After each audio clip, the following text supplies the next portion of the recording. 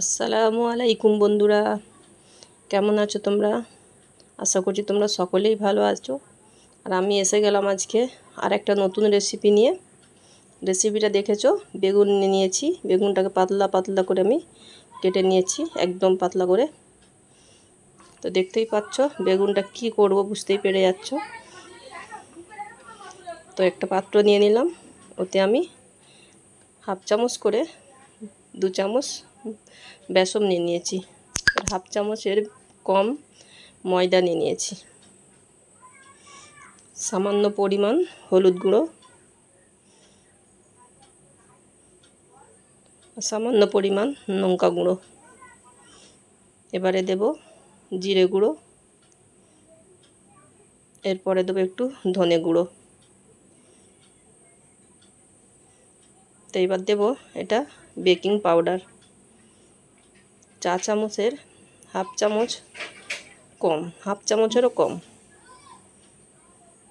ভালো করে এটাকে শুকনোতে আমি মিক্সড করে নেব। তো একটা জিনিস মিস হয়ে গেছে এখানে। মিক্সটা কী হচ্ছে সেটা আমাদের পরে দেখাচ্ছি। এতে আমি হাফ গ্লাস পানি দিয়ে দিলাম। এই যে এইটা আমি ভুলে গেছিলাম, এটা হচ্ছে নুন। নুনটা প্রথমেই দেওয়া দরকার ছিল, সেটা আমি লাস্টে দিলাম। তো এইভাবে ভালো করে পাতলা করে মিক্সড করে নিতে হবে। একদম ডোটা দেখে নাও, ডোটা এত সুন্দর দেখাচ্ছে। এই রকম মিডিয়াম রাখতে হবে, খুব পাতলা নয়, খুব ঘনও নয়। তো এদিকে আমি গ্যাসেতে কড়া বসিয়ে দিয়েছি রেসিপিটা বানাবার জন্য। গ্যাসটা অন করে নিলাম। কড়াটা গরম হবে, আমি তেল দিয়ে দেব। তেলটা একটু বেশিই লাগবে।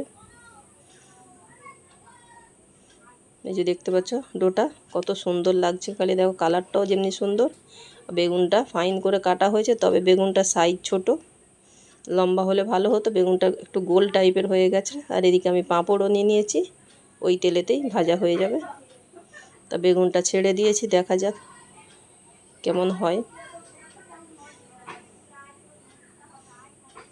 তো এটা বড় কড়া হলে একেবারেই 2-3টে করে লেগে যেত। তো একসাথে বেশি দিলে ফুলবে না, এর সঙ্গে ওর সঙ্গে ঠেকে যাচ্ছে, তো ফুলতে অসুবিধে হবে। তো এইভাবে উপর দিয়ে আমি তেলগুলো উপরে দিয়ে দেব, যাতে আরও সুন্দর হয়ে নাড়াচাড়া খেয়ে ফুলতে থাকে।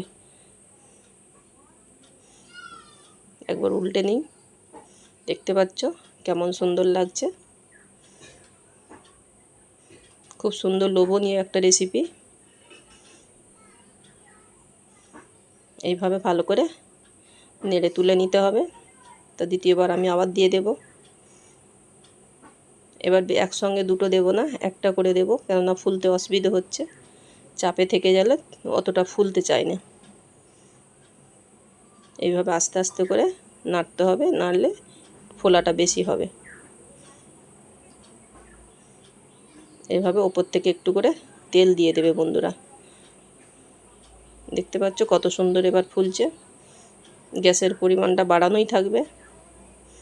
কত সুন্দর কালার, একদম কালার ফাটাফাটি হয়েছে কিন্তু বন্ধুরা, খুব সুন্দর মাশাআল্লাহ, খুব সুন্দর মাশাআল্লাহ।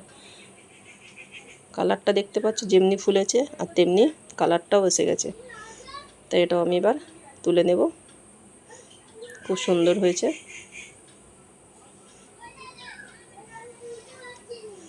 বাজার থেকে কিনে কেন খাবেন বন্ধুরা, বাড়িতে বানিয়ে নিজে হাতে করে খাবেন, তাতে খেতেও ভালো লাগবে, দেখতেও ভালো লাগবে। দেখতেই পাচ্ছ কত সুন্দর।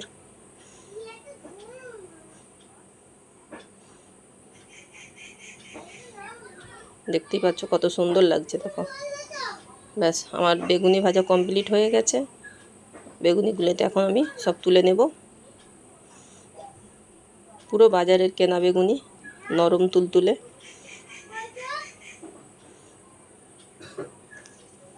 ওই তেলেতে আমি এবারে পাঁপড়টাও ভেজে নেব। তা পাঁপড়টা যখন দেব বন্ধুরা, গরম তাহলে দেখতে পাচ্ছ দিবার সঙ্গে সঙ্গে কুঁকড়ে গেল। তো উল্টে নিয়ে ওটাকে ভালো করে টেনে টেনে সোজা করব। আর ছোট কড়া তো সেই জন্য বাড়ানো যাচ্ছে না, বাড়তে যাচ্ছে না, জায়গাটা খুব শর্ট হয়ে গেছে। তো হয়ে গেল পাঁপড় ভাজা। এইভাবে প্রত্যেকটা পাঁপড় আমি ভেজে নেব।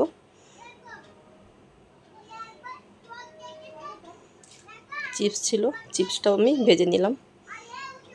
তো চিপের সাইজটা খুব ছোট, সেই জন্য খুব বড় হবে না। এর থেকে একটা বড় সাইজ পাওয়া যায়, সেটা ভাজলে খুব বড় বড় হয়। এটা খুব বড় সাইজ নয়, মিডিয়াম। তো এইভাবেই বাড়িতে সব কিছু রেসিপিগুলো চায়ের বানিয়ে তোমরা খাবে। বাজারের কেনা রেসিপি দামও বেশি পড়ে যায়, আর খুব একটা খেতে ভালো লাগে না, সেটা অনেক দিনের তেল হয়ে যায়।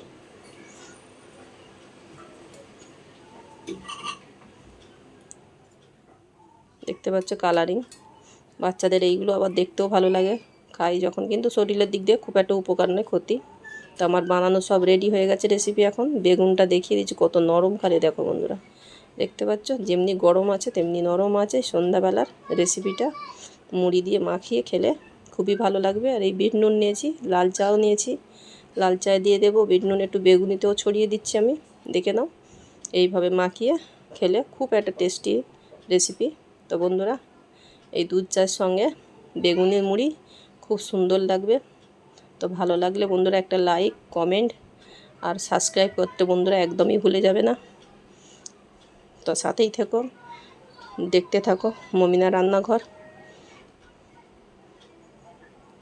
আল্লাহ হাফেজ, সুস্থ থাকো, সাবধানে থাকো।